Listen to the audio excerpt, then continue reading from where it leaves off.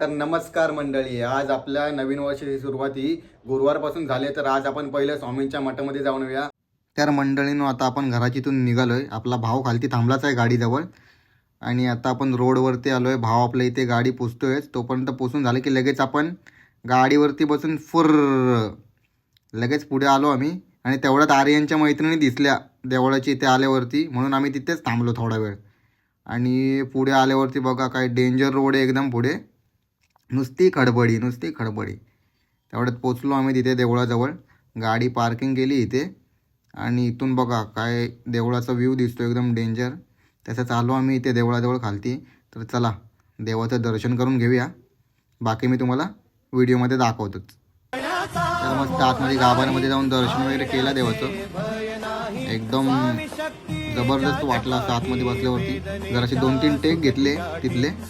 नंतर मग बाहेर येऊन असं एक साईडला बसून निवांत जरा 10-15 मिनटं वेळ घालवला. नंतर मग निघालो आम्ही.